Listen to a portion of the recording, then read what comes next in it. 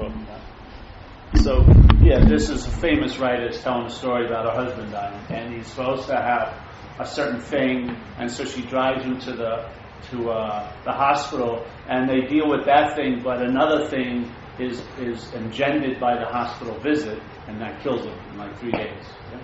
Now, this isn't like a random story. It happens quite a lot. So you go in there for something, and then you come out with something else sometimes. And I remember when I had a staph in my body before from I think shooting drugs, and I had a rod in my left leg, and this was just near the point where I was coming to my end and I was going to enter recovery. So the staph infection, it had hit me, and I couldn't move, I couldn't walk. So I was crawling around this apartment on my ass, and I was dropping lines down and picking up the drugs and bringing them up, I swear. And the whole point is like if your right arm was bleeding, you just look left all day. You know what I mean? It was just avoid, dealing with anything. So I was actually crawling around my ass because I couldn't walk, and it just totally screwed me bad. And then I got back on a cane, and I just like nothing happened. And so I kept living like that, and I entered recovery. And I started having complications again, but my knee was swelling up really bad. And I was a house painter. And I was actually doing a job about my whole apartment house in Masonic and Haight. It was my first year of sobriety. So we had it all scaffolded, and I had to go in. I couldn't deny it because it was throbbing and super red. So I went in to the hospital, and they did all these tests, and I had to go back for like a month. They thought I had AIDS, this and that. First of all, they don't know most of the time what's going on. They're just throwing darts in the dark, really. And so they kept, saying these terrible apocalyptic, diagnoses. So yes, this and that. And then I was in there for another day, and they said, Jesus, they fell upon the idea that it was a staph infection, and they put me right in. I didn't even leave the hospital. Yeah, and so they opened up my leg and they scraped the rod, and cleaned it. Yeah, and then they closed it, and they had six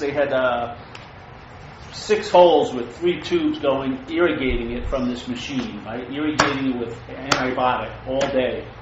Yeah, it's supposed to be a totally enclosed system. Yeah. And antibiotic, all right? So after 2 weeks, they said, okay, we think you're all right, and they released me, and then that day it blows up again. So I had to go back in, and they opened me up again, like they should have just put a zipper there, because it was the exact same scar. They opened up again, and they took the rod out, and now they did the same thing. They irrigated it for 2 weeks, and it was supposed to be a totally, what do you call it, an enclosed... sterile... Yeah, it had its own integrity, everything like this. So one day I was reaching down off the bed to get something, and one of the tubes was just sticking out, sucking up the air of the hospital room. You know what I mean? Irrigating it through the fucking... I couldn't believe it. I was like, what? It's supposed to be, don't move, keep this thing, okay. And there it is, just dangling off. It's not even stuck in the machine. So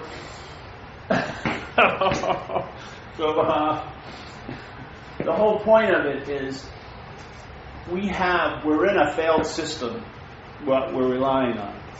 It may become acutely obvious that we're relying on a failed system, but usually it isn't acutely obvious. And you can see how, all right, the person's intentions is noble, and he's following the steps of like an authoritative, oh yes, they know better than me. And then you go in and you surrender to that, and yet unintended consequences happen. Yes? Because something's off. Yeah? Like our ability to recognize something and then to take to navigate a direction that would produce a good effect can be really suspect. Yeah? So I always talk about it with where I had the trouble in my digestion for years, and so obviously I was trying to seek relief, and I was falling upon a lot of new ideas, and I would try them and give them my best shot, and all the while they weren't really producing any results, but I had a lot of hope. The hope would burn eternal. Yes, if I just keep more, and more this, more that, it's going to produce. And yet, so this one time I did it religiously with this very high-level probiotic, because I found upon it, hey, maybe I need more beneficial flora. Maybe this irritation in my gut is because there's something lacking. Sounded great, yeah. A lot of support, the books, oh yes, probiotics, yes. These are the highest form. Canadian milk shipped, to Whole Foods, 50-something bucks for a little bottle. You get like a bottle for the week. Yeah? So it's like $200 a month, maybe, drinking these things. So I said, all right, I'm buying it. 50 billion. I mean, how could I lose? 50 billion of these little cells I'm putting in every day, religiously. And a year, and I'm watching what I eat. And so I decide, and nothing's really seemingly changing, but the hope's burning eternal. Yes, I'm feeling a little better today. Yeah, I can tell it's a little bit eased up, because you want to be right. There's a drive to be sort of right about what you're doing. So then I got to a point where I was studying how can I get my shit tested, because that's the best way to see what's going on inside, is for you to send your stool somewhere, yeah? And then they do a test, and they'll return the results and tell you what's actually going on in there. So the one at the time was the best one was the East Coast called the Smoky Mountain Labs, yeah? And it was expensive. So I sent my money in there, and they send a little thing back, a little kit to conserve your shit, And they give you a little thing. Check off what you want to be looked at, and, they'll charge you, and then you'll have a thorough examination of what's happening. So I did it. Took parasites, of course. I never find any parasites in that. This, And so I sent it back, and then a couple of weeks later, they sent me the information, and I was really excited. And I look, I'm going down the things, yeah. And I said, all right, signs of beneficial flora, 0%. I go, what?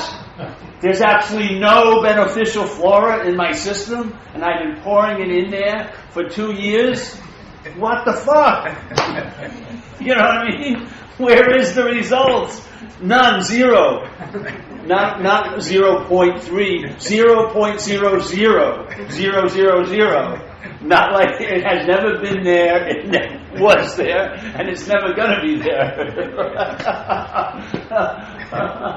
You can put this same idea, because I was very noble. I thought I was doing the best thing for myself. I was very religious, vigilant. I followed the directions. I spent money. I put my money where my mouth was, or my intention was. I did what you would call like a dedicated approach to this process, and it did not produce one bit. And actually, the 2 bacterial strains that were fucking with me fed on beneficial flora. So I was actually giving them gourmet meals.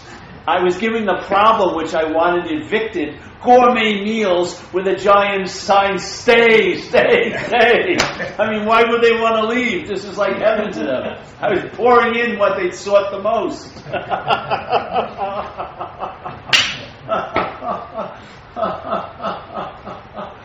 I see spiritual practices sort of like that. I do, in a way. It's hard to make a judgment on how you're doing, because there's so much meaning. It's invested, at least if you're a seeker, there's just so much meaning in it. You can't really separate the wheat from the chaff, A lot of it's advertising, and maybe there's some results. But it's really, they're pretty doctored up, I'd say. Because at the bottom end, unless you have a living authority, like a guru that lives with you, then you're basically your own authority on how you're doing. On this huge process to reach awakening or enlightenment or whatever it may be. And just maybe that mindset could be the biggest deterrent. And that maybe for the mindset that seems to be dominant, it may be the worst thing to ever give it something to do with a huge amount of meaning. It just maybe, it's just going to have a field day, but it's going to make it mean. Just maybe, it could be the case. I felt like that was the case in hindsight with me. I had put so much meaning into spirituality that the best way for me, quote unquote, to be spiritual would be not to be engaged at all in any spirituality. I would probably actually grow and express and find out what I was so much faster and cleaner than if I used that vehicle. Now, I'm not saying it's a general, but for me personally, my life story really yells this out loud and clear. Because all these things, on all these different levels where there's a sense of self-will being exerted that proves to be a failure. Yet it has a very noble sense, and there's a certain bias because you feel before you even get any evidence that it's true.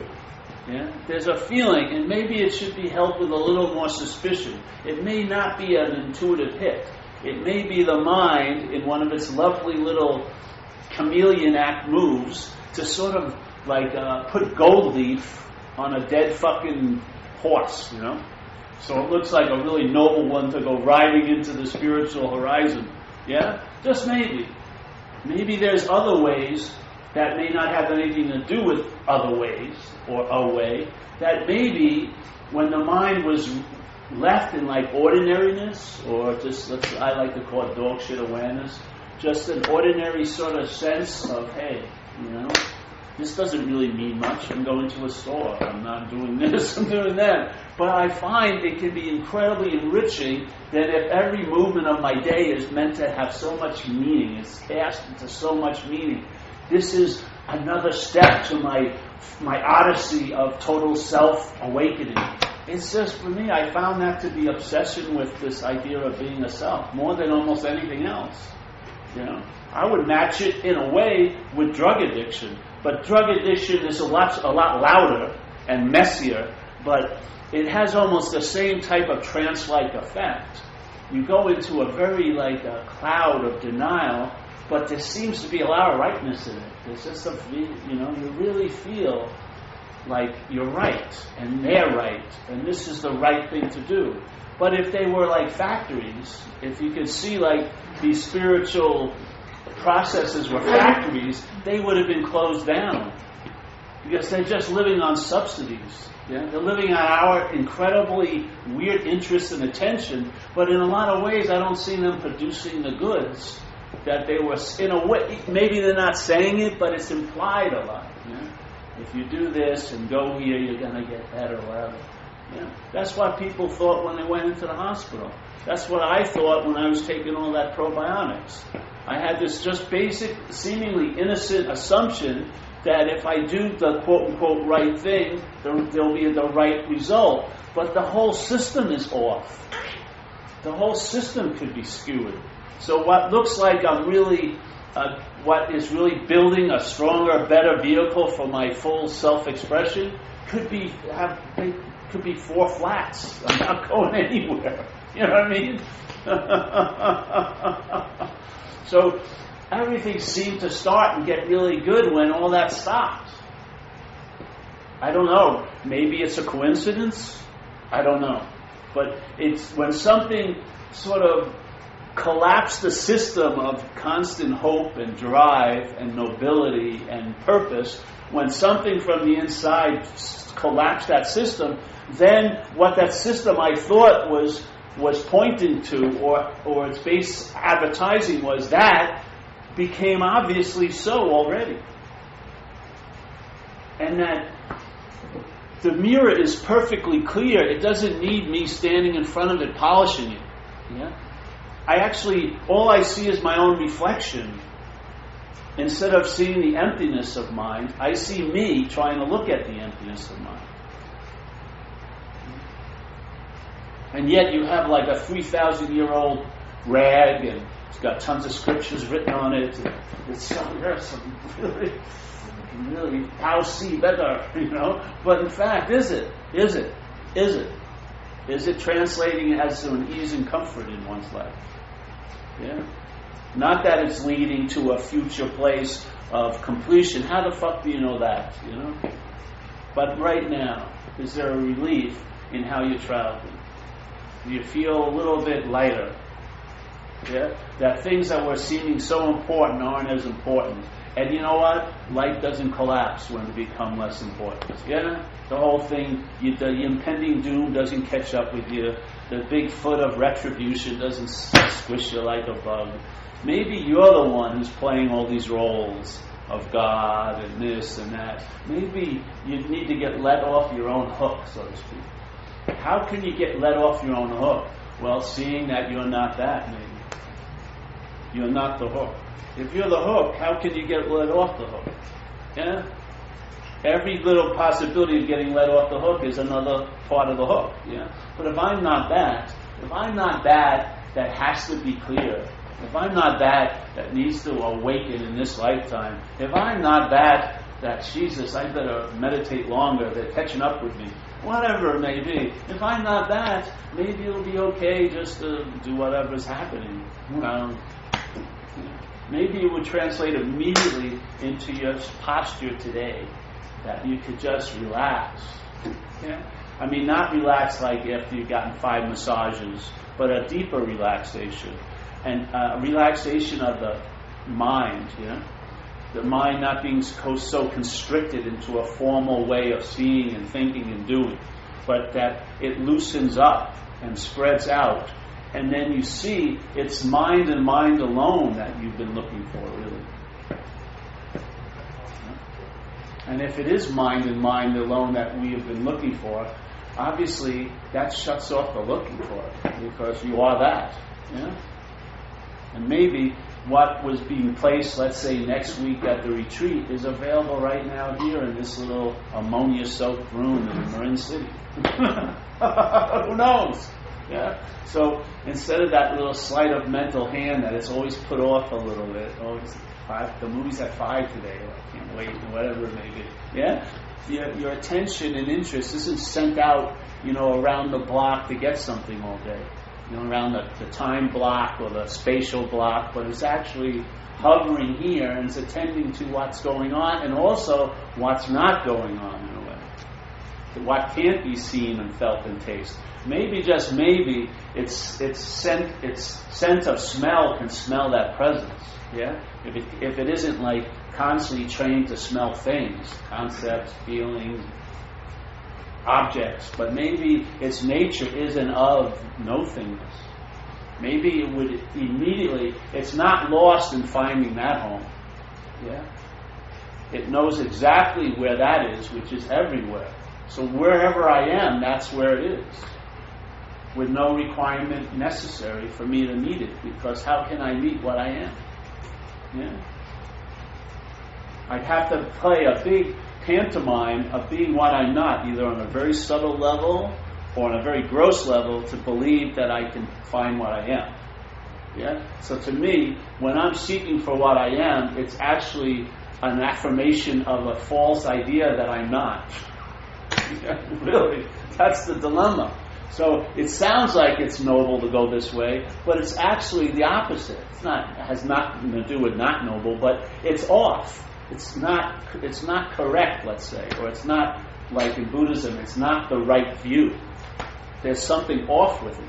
Yeah, and if that activity is allowed to go in its direction sort of. Instead of finding something, it's used to affirm a lie, in a way. So, if I'm driven to seek for something, I must believe something is not here. Yeah? Obviously. Yeah? If I'm driven to get something so badly and it has so much meaning, then right now must not have much meaning at all. Yeah? Usually the mind doesn't turn itself. It just keeps looking at the ball, but where does the game start from, What's really causing that drive to get that ball, so to speak, is the belief there it's absent, let's say. I don't believe that's so. I don't believe there is an absence. I just don't. I don't believe there's an absence that there's going to be a mythical pseudo-presence is going to fill. I don't believe it. I just think that's a sleight of hand to create the meaning of time, or make it. So you keep putting things off. You keep putting what you are off as to something you're going to find. I mean, it's insanity to me. Because it can go on and on and on. And once that sense is set up, the shenanigans mind can get up to is unbelievable. I mean, seriously.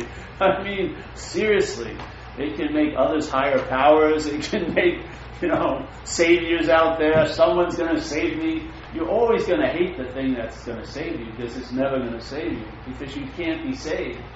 Because you're not saved.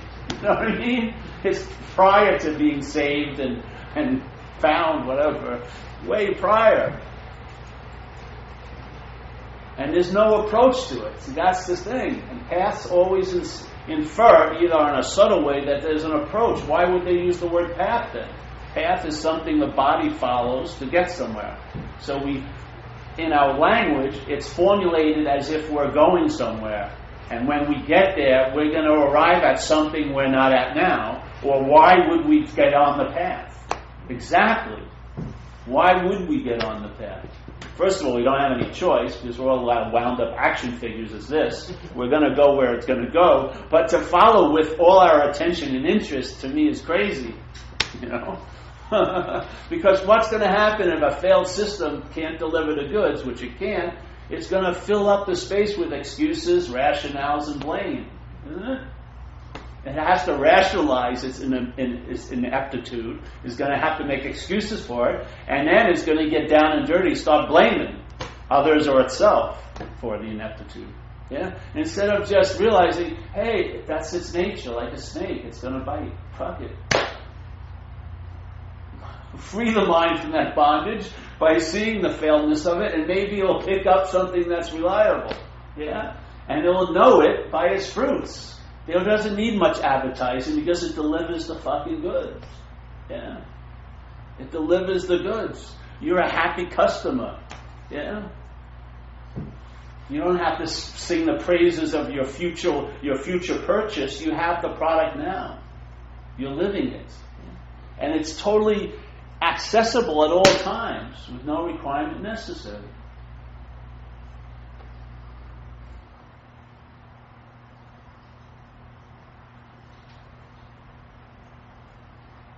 I tell you, Z gave me a book, and I had a certain interest in looking at it. I did not look at that freaking book for 3 months, 2 months. There's absolutely no interest. I can't engender it. They're like little embers. I try to pick up. Yeah. And he said, "God, there's a little." Yeah. Fuck it. I know the New York Yankee blog. Why do they expect Alex going to hit this year? Oh, yeah. That fucking works for me. It doesn't have any meaning. It's fine. I can just go with that. You know what I mean? REI's having a sale. Great. Let's go. There's a big spiritual teaching. Fuck it. Let's go to the REI sale. What? Oh, yeah. At least I'll be wearing something later if I go to REI.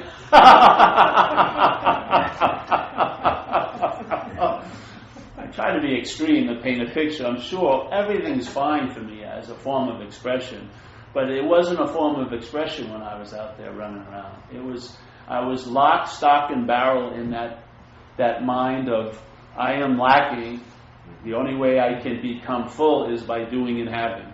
That was it. There was like a one-trick pony up there.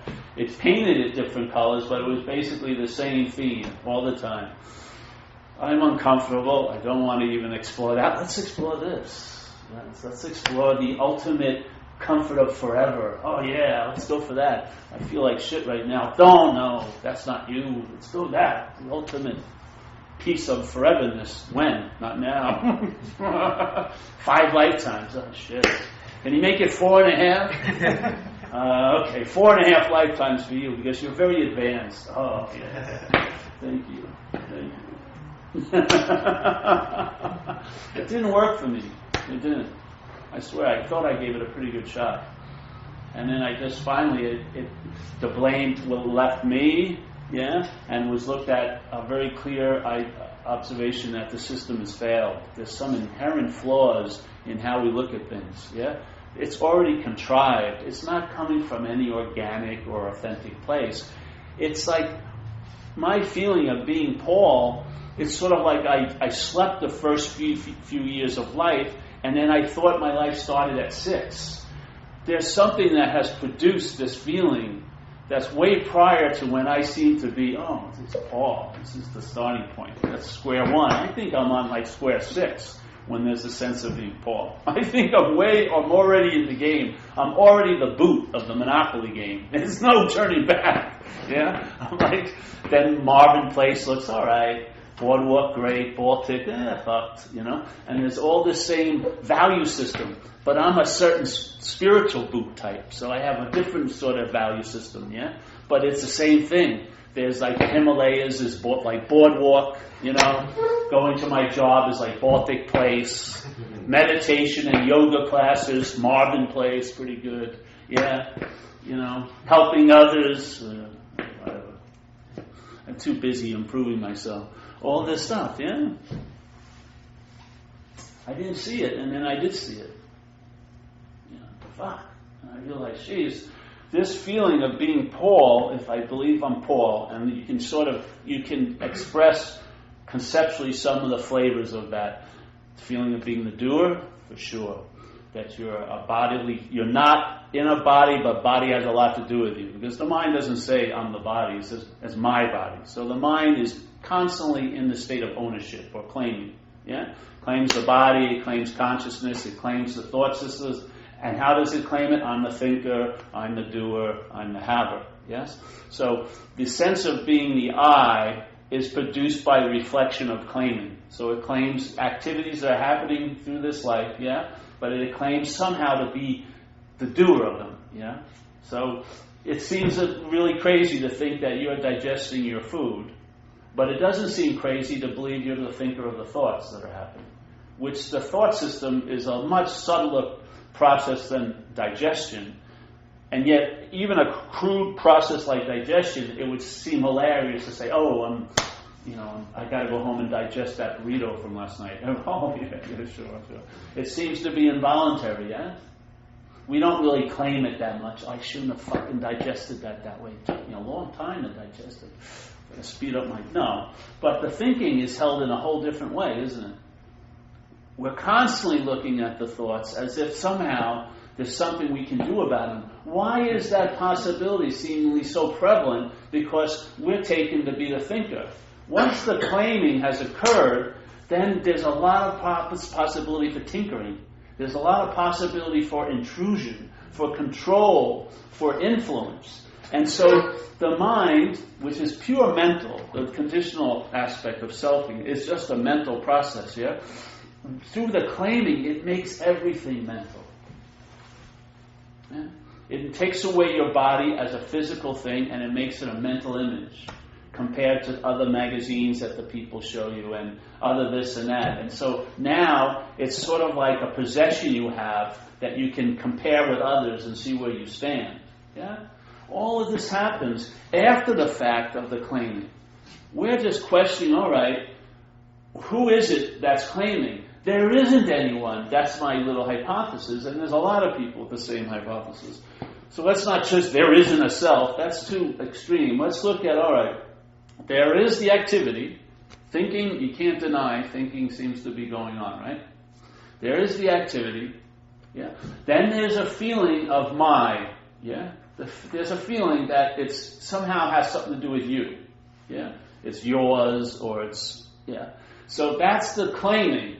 That's the claiming. And then the claiming gets habitual, it infers there's a claimer. You never get a picture of the claimer, but while you're living in this interpretation of all the activities as the claiming and then the inferred claimer, there's a feeling it's you. Yeah? The you gets like flesh and blood by our daily activity of falling under that trance. Yeah? But if you just look at it, all there is what's happening and then the claiming of it. There is no claimer. The claimer is a phantom. You never see the claimer. You never get a good picture of the claimer. You feel like they're yours, yeah? And the feeling they're yours creates the one who has it. But where is the has it? Where is it? The best you can say, well, it's me. Well, where's this me? Is it the I? Is it the awareness? Or is it the body? Which one is it? Well, it's sort of like between. It's like a me, like a bastardized little hybrid of the I and the you. And then it just suddenly, it spawned a me after about 18 months of just I and you. Suddenly, the I and you was brought together by this lovely little process in the mind, the mental process through selfing, and then the me was born. What was it? Was it born? Or was it blown, blown into appearance, and it has to constantly be blown up into appearance? By what? The constant claiming of activities, by the mind, the mental process, which infers or points to or implies or assumes there's a claimer, or a thinker, or a feeler, or a haver, or a doer. And it's tricky because you can't deny the doing and the thinking and the feeling. That's the trick. But it uses that little undeniable activity to prove that it's undeniable, that there's a thinker. Thinking does not prove there's a thinker. Feeling does not prove there's a feeler. It only does it to us. It doesn't do it. Thinking is thinking. Feeling is feeling. Consciousness of it is consciousness of it. That doesn't mean there's a someone somehow that's the one that's conscious of all this. And it's so conscious it's actually doing it. So it's left just being conscious of it, and it's become an active participant. I'm the doer of it. The position of neutrality talk about in recovery, I would say, is when you realize the consciousness of it. That's the neutrality. When the consciousness is claimed and you suddenly become the doer of something that you have absolutely nothing to do with, that's the living bondage that doing is going to be used for, to bond you or bond mind to the idea of being a self. That's called the bondage of self.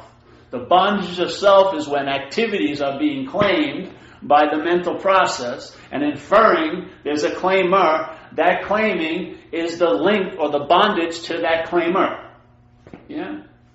So this is true. These are real chains, but what they're chained to isn't real. And we assume, though, that this is real, therefore that's real. That's a huge leap. It's a huge leap to say, thinking, therefore there's a thinker. What I think Descartes said? I think, therefore I am. What was he thinking he was? A thinker. It's the fundamental flaw of all flaws. I think, therefore I am. No, you're not fucking thinking. Therefore you're not.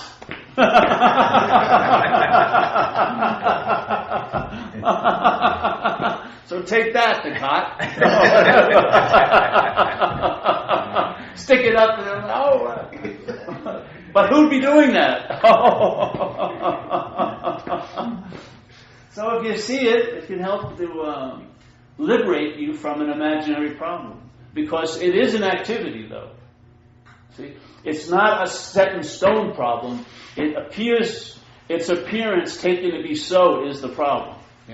So the appearance has to be regenerated because it's not real, so it has to appear a lot. So the mind is constantly claiming all the activities of what's happening. The seeing, the feeling, the hearing, the thinking, the tasting, yes. It's claiming.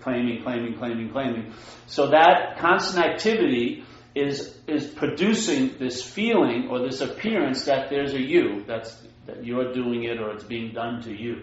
Yes? And without that activity, it could never produce that feeling. So without life, you wouldn't be able to have a bound life. It's only through life that you have a bound life. Because life is its reason for its whole premise. So it's in the claiming of life. So when life is not seen as happening, but happening to you, that's the bondage of self.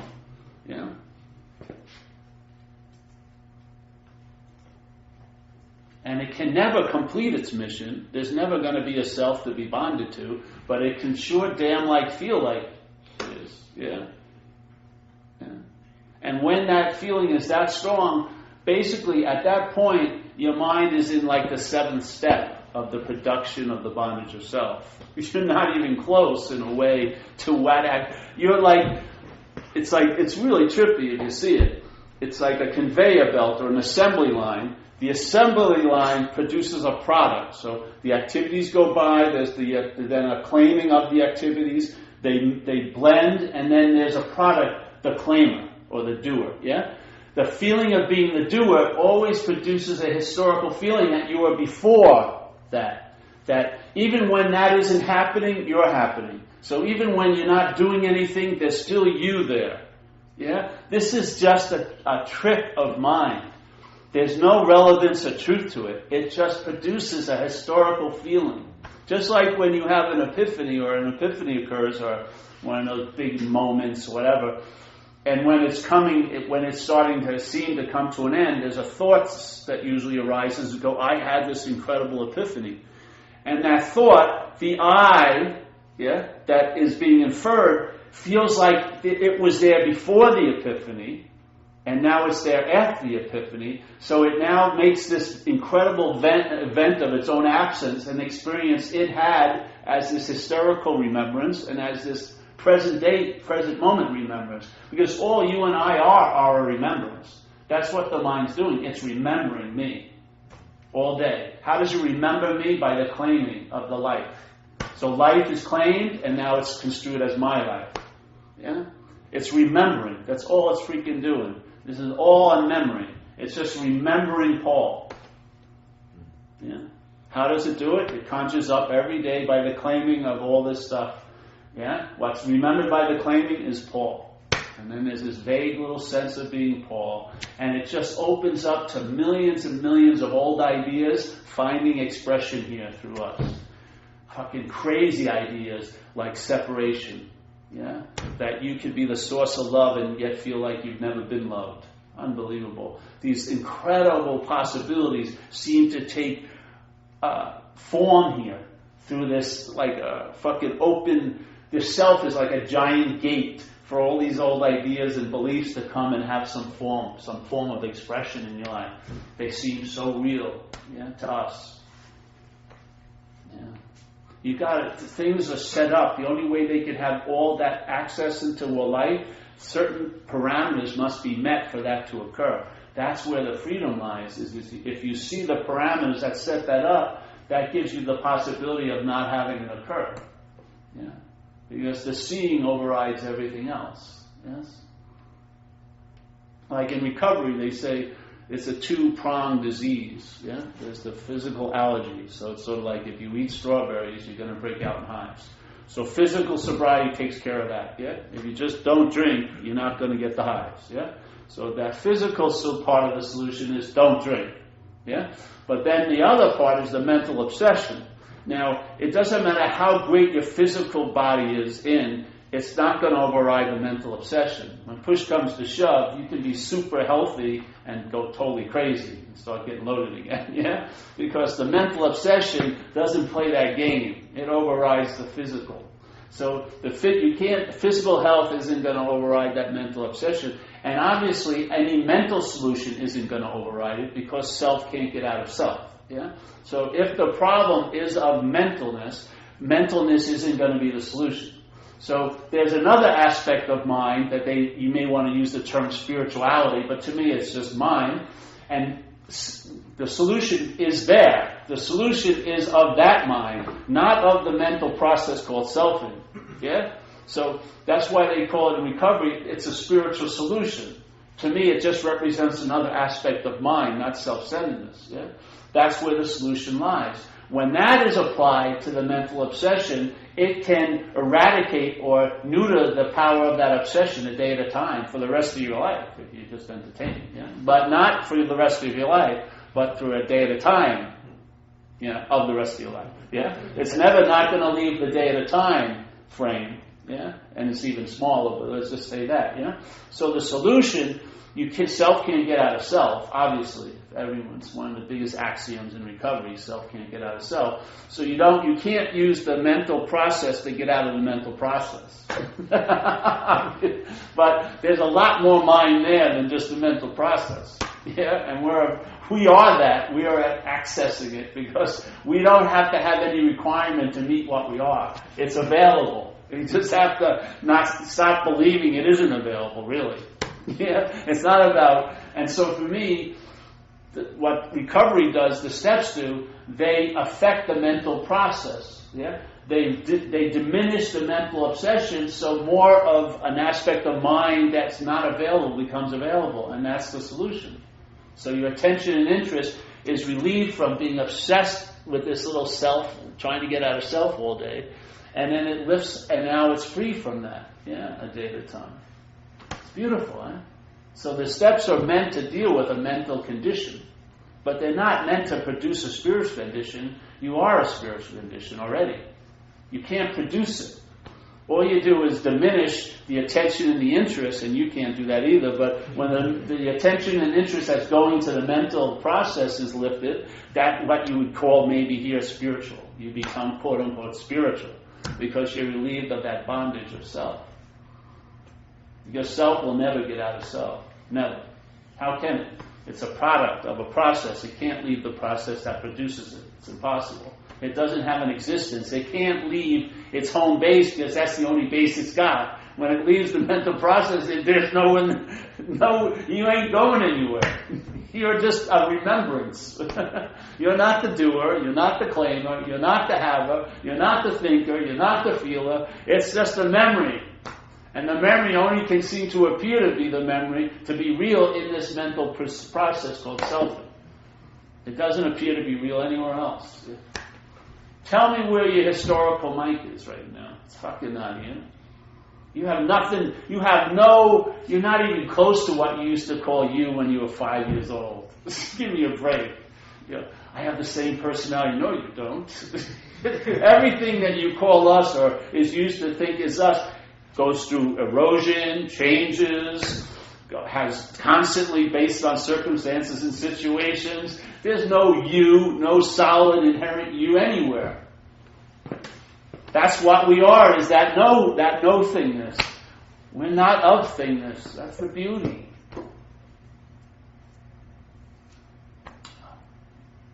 At least it'll produce a little lightness in your life that can stabilize. Seriously.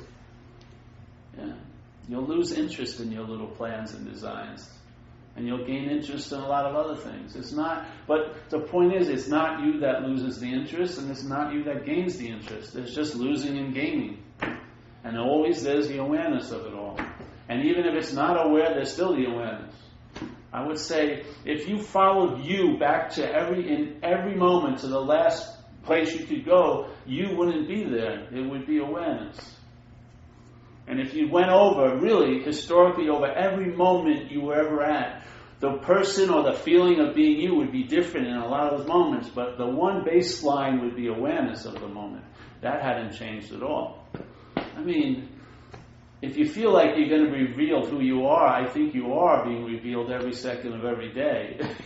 You are that which is seen, You are that awareness. You are that consciousness. I don't know why we're having so difficulty getting it. Because we're stubbornly holding on to this idea of being the doer and the haver, I guess. Because obviously, if you look at every moment in your life, there was a baseline or a contextual aspect, I would say, which is you, that was always there at all times, which is awareness or consciousness or onness, whatever you want to call it. Yeah? How can we, why would we stop here and say, this is me, and stake our flagship to this, which is going down, you're going to die. When what we really are is obviously is an example every second of every day. Where's my original face? Where did I put it? I can't see it. Exactly. That's the beauty of it. You're seeing it. You're seeing from it. I want to have the experience of seeing myself. Well, fuck it, you're not. It's not available here. That's not one of the available possibilities here. You're not going to experience what you are. It's impossible. You'd have to be something relevant as what you're not. And you're not that. Yeah, so. It does translate. Because I was a really fucked up character, mentally, up there, and really I found nothing seemed to have worked. Actually, my solutions seemed to stimulate its growth even more.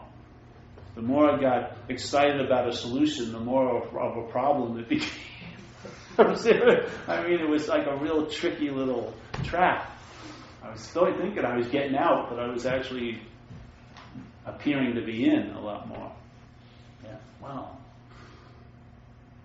And there was no way I never saw it, never fucking saw it. Then someone brought the news from outside of me, and all I needed was that invitation, because once I was invited, I saw it. I just opened up. What? And then the camera lens that seemed to be stuck on a certain aperture, like called self-centeredness, just started to open up. But I needed that one little bit of gas, like a catalyst, to start the carburetor, to put in the carburetor to start the engine. You don't pour the whole can of gas in. All you do is put a couple drops in. It incites the engine to start, it fires, and then why would you want to, if you pour more gas in, you flood it. Yeah, you get the exact opposite result. Then you already got the result. You're on. Now drive. Don't keep, I want to be more on, or get really on, or authentically on. Fuck it, you're driving. Go.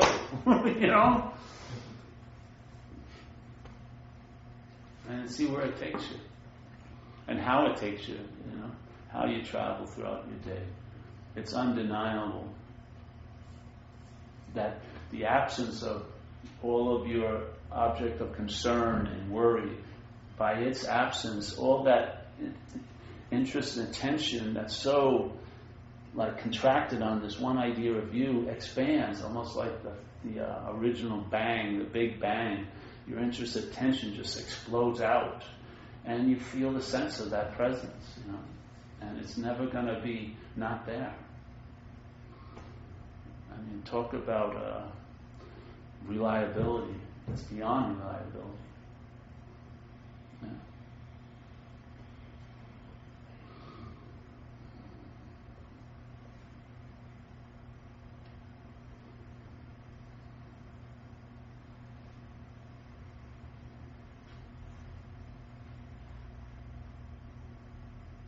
Any questions? Sonny, good to see you.